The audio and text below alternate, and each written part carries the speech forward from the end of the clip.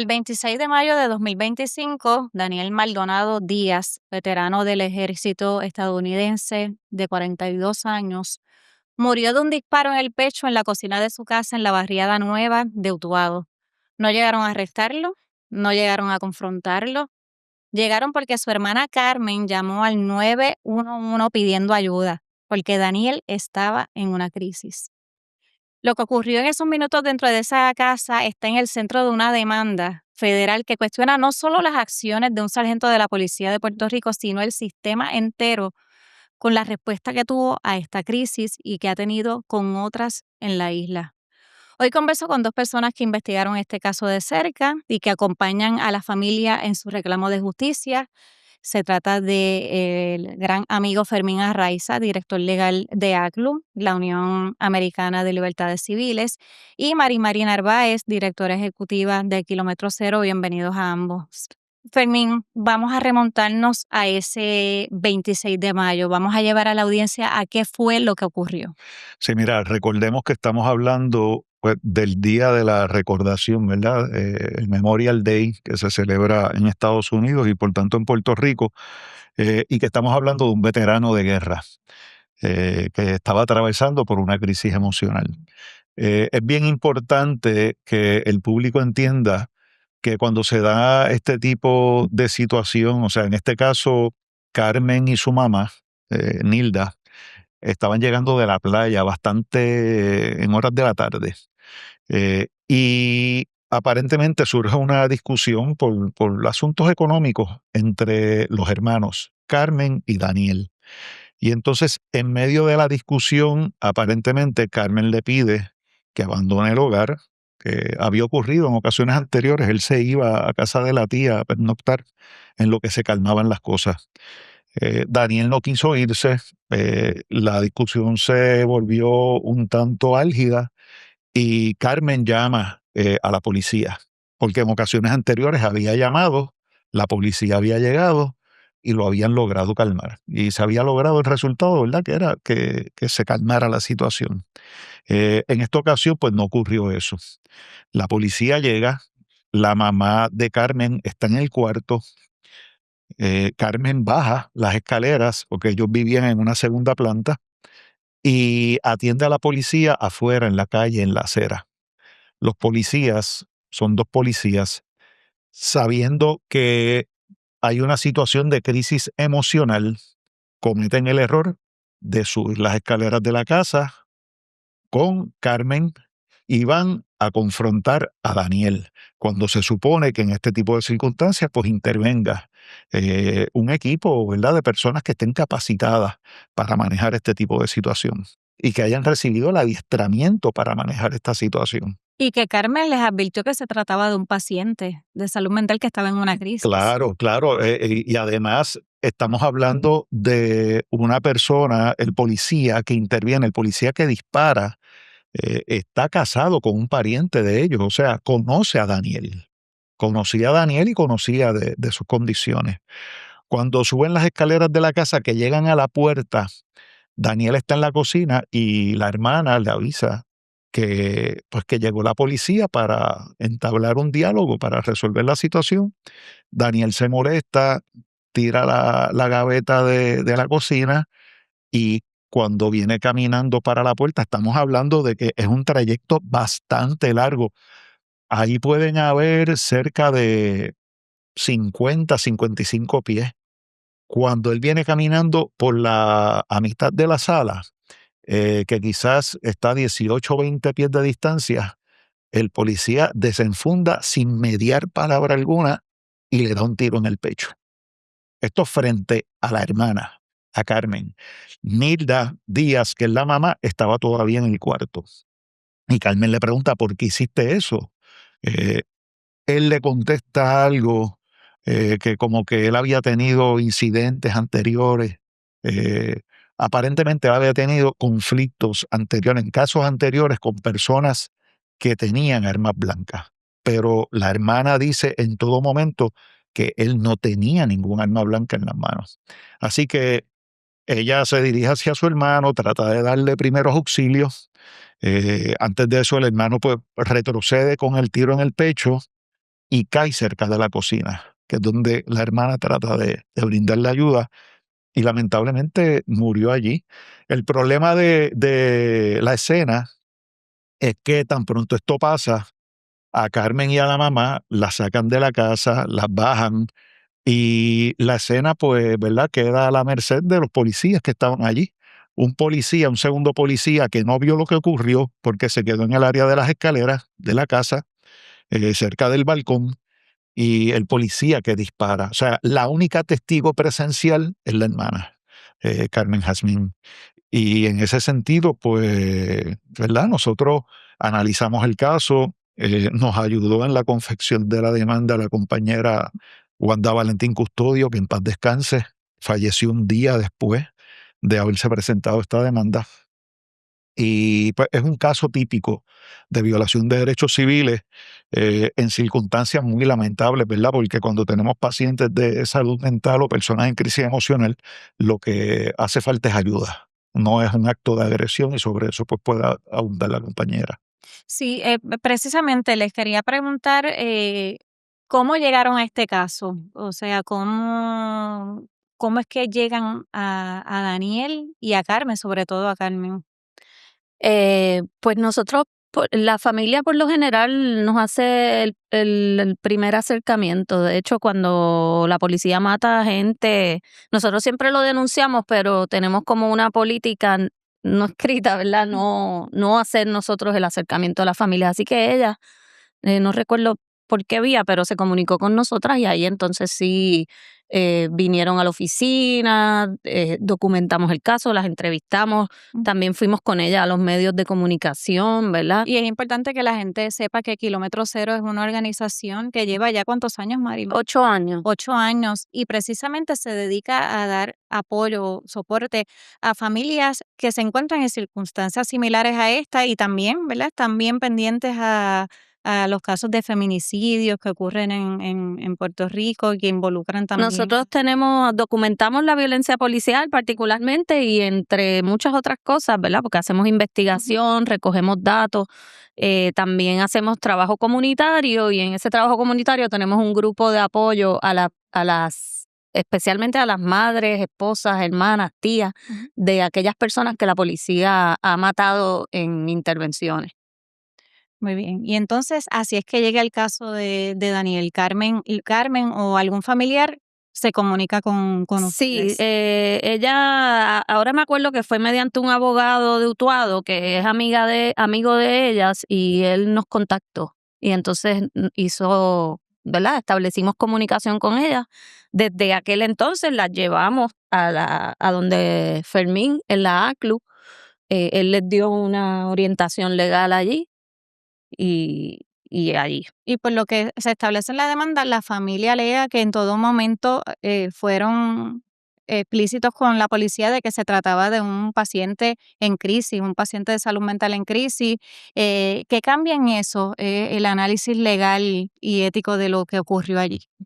Mira, básicamente cambia porque regularmente la policía trata de justificar sus actos de uso de fuerza mortal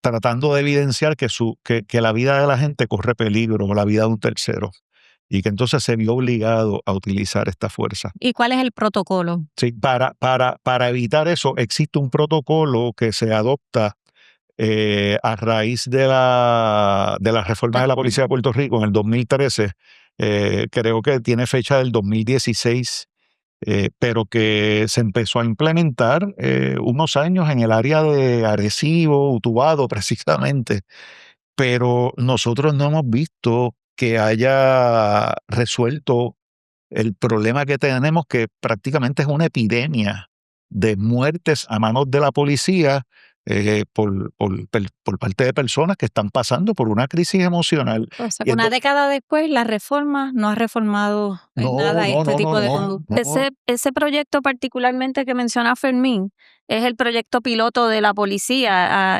Demostró ser un absoluto fracaso. Utilizaron en el proyecto piloto los policías adiestrados especialmente para las intervenciones en crisis. utilizaron el taser, por ejemplo, la misma cantidad de veces que el resto de los policías en el resto de la isla, que de hecho utilizan el taser en las intervenciones en crisis. La policía utiliza el taser en el 61% de las intervenciones, mientras que la población general, ellos utilizan el taser en un 30% aproximadamente. O sea, el apoyo que ellos le brindan a las personas que están atravesando una crisis emocional es pegarles el taser en Un el choque eléctrico. 61% de las ocasiones. Sí, darle un Sí. choque eléctrico. Y Esa es su forma. Y el protocolo, ¿qué es lo que exige? Para Exige, orientar también a bueno, las personas que nos están escuchando y familiares de... Mira, muchos policías han recibido un adiestramiento en intervención en crisis y ellos tienen unas políticas, ¿verdad?, de uso de fuerza en esas circunstancias que son particulares, que aunque si bien las han ido flexibilizando con los años, al principio era bastante restrictiva y lo sigue siendo. O sea, es una política que no se supone que tú estés usando la fuerza letal con ninguna persona que está atravesando una crisis. Y el primer Lo más- paso, Mari, que es bien importante, es el apaciguamiento. O sea, la Claro. policía tiene un deber de apaciguar la situación. Tú no puedes llegar a confrontar esa situación con más violencia. Ese de-escalation o apaciguamiento no lo están llevando a cabo los policías. No, y nosotros tenemos hace ya 2 años una campaña que se llama Manejo de Crisis sin Policía, porque, ¿verdad?, verificando los datos de la propia policía, nos hemos dado cuenta que ellos no pueden manejar estas crisis. O sea, no son ellos los llamados a manejar crisis Y con bueno, personas. pero los familiares, cuando tenemos una situación así, pues llamamos a la policía precisamente porque Pero tenemos eso el es porque se ha desfinanciado nuestra infraestructura, ¿verdad?, médica, de salud, tanto de salud general como de salud mental. Pero si existieran unas unidades de personas especializadas en salud mental, ¿verdad?, que puedan ir por ejemplo, pues la primera técnica es que tú tienes que darle tiempo a la persona, tú tienes que darle espacio, tú tienes que adoptar estrategias no violentas, ¿verdad? Tienes que hablarle de forma con empatía, tienes que hablarle de manera suave, tienes que buscar un espacio donde la persona esté cómoda. O sea, es una serie de prácticas que van en contra de lo que representa la policía. A la policía le enseñan a buscar dónde hay un crimen, ¿verdad?, a identificar un crimen en cualquier lugar. Por eso es que gran parte de este problema es que se criminaliza la enfermedad mental o las condiciones de salud mental, porque la policía lo que está viendo es un delito, no está viendo un delito a veces, porque en este caso ni siquiera eso, ¿verdad? Sí. Pero en los casos más extremos, pues a lo mejor la persona comete una infracción, un delito, sea menos grave o sea grave, pero realmente su problema es otro, no es uno delictivo. Y nada más la mera presencia de la policía en estos escenarios es un detonante. Las personas no se sienten más tranquilas cuando ven a la policía. ¿Y qué hacemos? ¿Cuál es el consejo que le podemos dar a los familiares de pacientes de salud mental que entran en crisis y se desesperan porque no podemos tampoco, Claro. ¿verdad?, señalar a un familiar que a lo mejor en un momento dado siente miedo y Definitivamente, ¿verdad?, la gente hace lo que puede con lo que tienen, ¿verdad?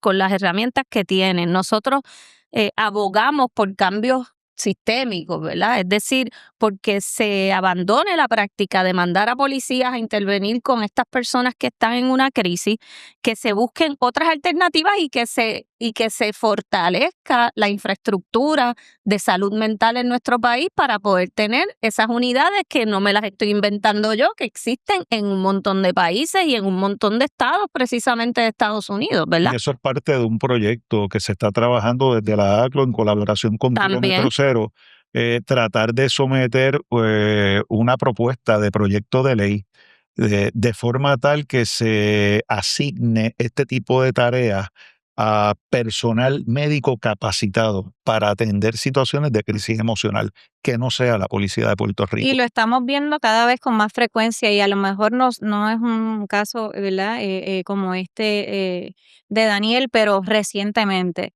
tuvimos el caso de una madre desesperada y una hermana también, la señora entra en crisis, acude al cuartel pidiendo incluso que la internen, busquen mi ayuda, y entonces esa ayuda no llega, y lamentablemente en medio de esa crisis el niño sale herido con unas puñaladas, que es el caso de Barranquita, que actualmente está en vista preliminar.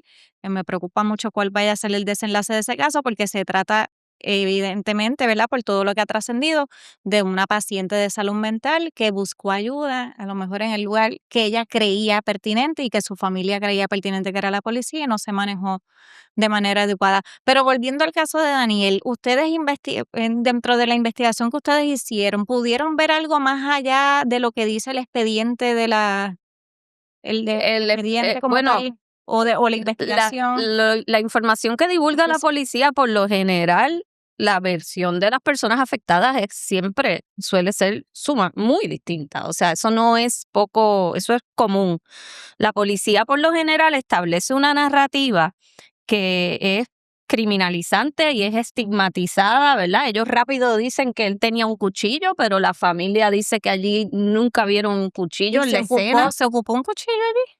No sé decirte, porque esa parte eso es lo que alega la policía, pero es bastante común que ellos aleguen una cosa y luego se compruebe que es distinto, porque ellos han dicho en ocasiones que una persona les ha disparado y después hemos visto los videos y la persona ni siquiera tenía un arma y nunca sacó un arma, y mataron al muchacho porque supuestamente les había disparado 2 veces. ¿Y en qué Así que estatus está la investigación, si ustedes saben? la de Mira, Daniel, Sí, básicamente nosotros ahora que presentamos la demanda hay que esperar, ¿verdad?, a que el Estado conteste y los agentes en su capacidad personal, porque están demandados en su capacidad personal también, para entonces comenzar un descubrimiento de pruebas. Si existe una investigación criminal, que el negociado de investigaciones especiales esté, ¿verdad?, investigando este tipo de incidentes como la comisión de un posible delito, pues obviamente no nos van a entregar nada hasta tanto culmine esa investigación. En caso de que culmine, ellos tienen el deber entonces de notificarnos que se ha culminado la investigación y si se van a someter cargos criminales o no contra el policía envuelto en este incidente. Si no se van a someter cargos, tienen que entregarnos la prueba, porque entonces no hay sumario fiscal. O sea, ese es el proceso por el cual nosotros vamos a estar caminando en los siguientes días. Pero ahora mismo no sabemos en qué estatus está esa investigación, si es que hay alguna dentro de la policía. No, todavía sí se nos ha indicado que los familiares han sido entrevistados por personal del NIE y por eso sabemos que puede haber una investigación en curso. En el momento en que solicitemos documentos como parte de un descubrimiento de prueba o que se contesten unos interrogatorios, si se niegan, ellos levantarán, ¿verdad?, el asunto de que hay una investigación criminal pendiente. Y ahí pues no, nos percataremos, ¿verdad?, de si hay intención o no hay intención de erradicar cargos criminales contra los policías. Y además de la gente que disparó ¿a quién más incluye esta demanda y por qué? Sí, mira, se incluye siempre, además de los agentes, a los supervisores.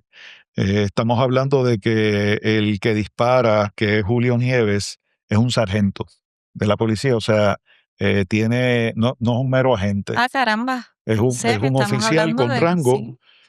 No es de los más altos rangos en la policía, pero sí tiene una función de supervisor, pero ese a su vez tiene que tener otros supervisores.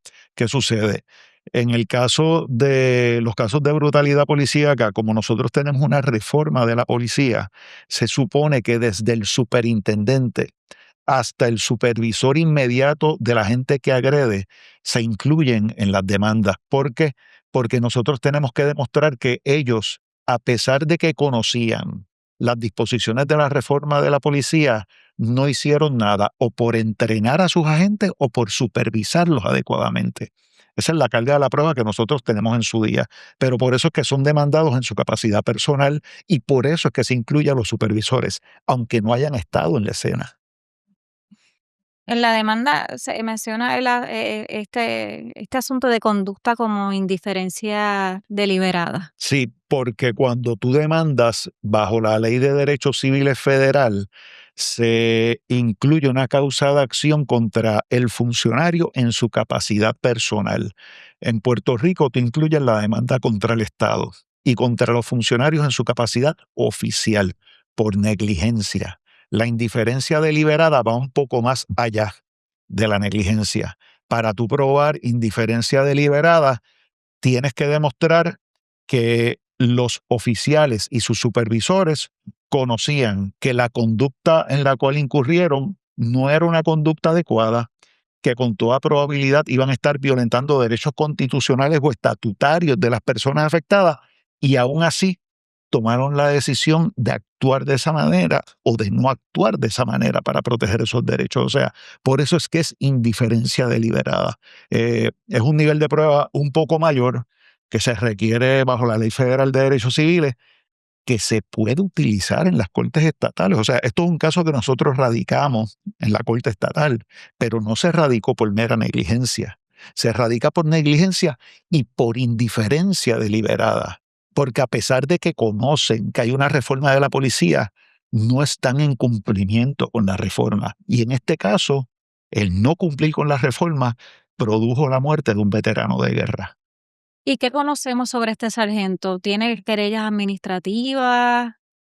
Estamos en proceso de obtener esos documentos. No sé si María haya adquirido ya algunos documentos al respecto. Sin afectar el proceso. No, es posible, yo no recuerdo ahora mismo cuál es su historial. Nosotros tenemos los historiales de uso de fuerza de los agentes. Ahora mismo, precisamente, hemos solicitado las querellas administrativas, que es otro tipo de documento. Nosotros los que tenemos acceso son los usos de fuerza. No recuerdo cuál es el historial de uso de fuerza de este policía. Lo puedo verificar para dejarte saber más adelante. Creo que los tenemos. Pero hemos solicitado las querellas administrativas y no nos las han querido entregar, por lo menos no con los identificadores, o sea, con los nombres y números de placa. Así que es muy posible que estemos presentando una demanda por acceso a la información en los próximos días para obtener esas querellas. Sin embargo, Para que vean que las organizaciones sí, nos pasa a los medios de comunicación que tenemos que estar demandando por acceso a información. Imagínense lo que pasa en las organizaciones como Kilómetro Cero. sí, así Sí. mismo. Pero creo que es importante, ¿verdad?, recordar que no se trata solamente de Daniel, ¿ves? Que ahí por lo menos del año pasado, o sea, desde 2025, nosotros ya hemos documentado 6 muertes por uso de fuerza policial en intervenciones en crisis. Y hemos documentado 11 desde el año 2015 y yo estoy segura que son más. Lo que pasa es que es difícil en la documentación uno poder identificar si son muertes que ocurrieron en el 2015, 2016, 2017 y no hubo ningún indicio y tú no pudiste contactar a ningún familiar, pues es difícil poder identificar que eso fue una intervención en crisis. Y aún así, Y aún así son 6 del año pasado hasta hoy. Así que esto es la más reciente fue en abril, a finales de abril, y fue terrible. Eso te iba a pedir que mencionaras. Un muchacho, Brian Suero, un turista dominicano de Nueva York, paciente de esquizofrenia, un muchacho joven, negro, que estaba en un hotel en Puerto Rico y vino la policía cuando su compañero amigo pidió que no viniera la policía porque ellos venían de Nueva York y ellos saben que eso es fatal, mandar a buscar a la policía para una persona que está en una crisis de salud mental. Él pensaba que lo estaban persiguiendo. Supuestamente agarró 2 cuchillos, pero 2 cuchillos de esos de habitación. De mesa, como uno dice. De mesa, exacto. De mantequilla. Y además, no porque tú tengas unos cuchillos en la mano significa que estás siendo realmente una amenaza para 2 policías que vienen preparados para eso y para mucho más, ¿verdad? Ni mucho menos que termine Y en no le muerte. dieron tiempo tampoco, fue inmediato, le pegaron un tiro y lo mataron. Y esto es solamente el último caso. Hoy Y me la llamó. llamada se hizo al 911 también. Bueno, el amigo le pidió a la gente del hotel que no llamaran a la policía, que llamaran a una ambulancia. Pero claro, el hotel al llamar al 911, lo que pasa es que eso es prácticamente automático, que llaman a la policía porque no tenemos otras alternativas. Eso es lo que queremos, ¿verdad? Poder construir otras alternativas y la propia policía lo sabe, que que ellos no debían ser las personas Sí. En nuestra manejando oficina, la esta... licenciada Lolimar Escudero, que es la que se encarga de política pública y legislación, es la que está trabajando el proyecto desde la ACLU. Y yo creo que sería bueno, ¿verdad?, en alguna otra ocasión tratar de buscar especialistas en la materia porque no, para que la ACLU y la licenciada Escudero hayan podido redactar este proyecto, han tenido que consultar Sí, claro. con personas que se dedican a esto. O sea, Ujú. tienen que haber psicólogos, psiquiatras, La, expertos. la Asociación de Sí, Psicología ha apoyado la campaña, por ejemplo, nuestra de manejo de crisis sin policía, el Colegio de Trabajadores Sociales, ahí la Escuela Carlos Albizu son nuestros colaboradores cercanísimos en esa campaña. Y el proyecto que ustedes pretenden presentar para cambiar un poco esta política pública, está dirigida a que, por ejemplo, cuando se llame el 911 y ese tipo de casos, entonces se pase a esta unidad especializada con profesionales de la salud, Un de equipo, una conducta. unidad que por lo general es una unidad móvil, pero que tiene un equipo. Tampoco puedes mandar un psicólogo solo, ¿verdad? claro. Ujú. Tienes que mandar paramédicos, trabajadores sociales, psicólogos, o sea, un equipo, ¿verdad? Modesto, pero que puedan, en los proyectos más exitosos, también incluyen a personas que han atravesado por crisis ellos y ellas. Hay voluntarios y nosotros pues este año estamos trabajando en crear ese grupo, ¿verdad? Estamos dando adiestramientos a diferentes comunidades sobre cómo desescalar una crisis sin tener que llamar a la policía. Lo estamos haciendo con la Universidad Carlos Albizu y con Intercambios Puerto Rico. Y entonces en ese proyecto comunitario estamos reclutando, digamos, creando un grupo de gente Red de que son apoyo. acompañantes o cuidadores de personas que han pasado por crisis y esperamos que en un futuro esas personas puedan ser las que acompañen a un grupo de intervención como este. Sí, y Fermín, te quería preguntar, porque la gente piensa, ay, una demanda, se está pidiendo X o Y cantidad de dinero, pero no, porque lo que he leído, ¿verdad?, de la demanda es que a ustedes más que todo lo que les preocupa y el interés principal es precisamente es que se tomen medidas correctivas, es que este patrón, que evidentemente, por lo que ustedes han podido documentar, es patrón, eh, se corrija y evitemos este tipo de casos y sobre todo las muertes como Daniel. Definitivo. Nosotros lo que pretendemos con la demanda como organización es no solamente representar a las familias, no hay dinero, no hay cantidad de dinero que pueda pagar la pérdida de un ser querido, y menos aún en estas circunstancias. Pero más allá de eso, nosotros no llevamos todos los casos que llegan a la ACLU. Ujú. Nosotros escogemos los casos y tratamos de que sean casos importantes que puedan afectar positivamente a un sector amplio de la población, en este caso personas que atraviesan crisis emocionales. Y en ese sentido, la idea es poder llevar una campaña educativa y que el gobierno tome medidas para que situaciones como esta no vuelvan a ocurrir. Ya se han tomado unas y han fracasado a través de las reformas de la policía. Hace falta algo más, y eso es lo que nosotros buscamos. Muy bien. Bueno, gracias a ambos por acompañarnos. Le vamos a dar seguimiento a este caso. Una pena, ¿verdad? Daniel era veterano de guerra. Sí, De sí. Irak, Fue ¿verdad? a Yo Irak. creo Irak, Afganistán, sí. Oh, Había Afganistán. estado en varios Ajá. conflictos. Sobrevivir entre comillas, ¿verdad? Porque sabemos que llegó con unos traumas. Pero sobrevivir una guerra y entonces venir El mismo día en que se conmemora el mismo a día. los veteranos de Estados Unidos, sí.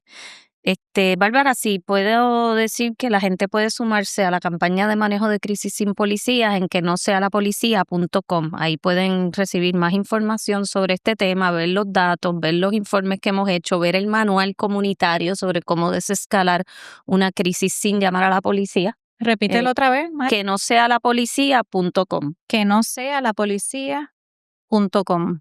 Sí. Porque la verdad es que es a nosotros a quienes nos corresponde, entonces, ante la ineficiencia del sistema, nos toca a nosotros, la comunidad y a las organizaciones como ACLU y Kilómetro Cero, entonces tomar la batuta para tratar de evitar este tipo de tragedias. Así que nada, les agradecemos a todos los que se han conectado a través de las plataformas nuestras aquí de Jaguar Media y los invitamos a que estén pendientes porque le vamos a dar seguimiento a este caso. Solicitamos al negociador de la policía una reacción oficial ante la demanda civil presentada por la familia de Daniel Maldonado. También les preguntamos si había alguna investigación interna relacionada a los hechos que ocurrieron el 26 de mayo de 2025, si estos agentes involucrados continúan en funciones y si existían o existen querellas administrativas previas contra el sargento Julio Nieves Rosado o contra cualquier otro agente implicado en el incidente. Y ellos nos respondieron con la siguiente respuesta. Agradecemos su interés genuino en informar al público sobre este asunto. No obstante, debido a que se trata de un caso que actualmente es objeto de un proceso legal en curso, entendemos que cualquier discusión relacionada con sus méritos debe realizarse exclusivamente en el foro correspondiente, que son los tribunales. Por tal razón, declinamos respetuosamente contestar las preguntas formuladas o emitir comentarios adicionales sobre el caso. Esta determinación responde al interés de preservar la integridad del proceso judicial y garantizar que las partes puedan ejercer sus derechos dentro del marco establecido por la ley.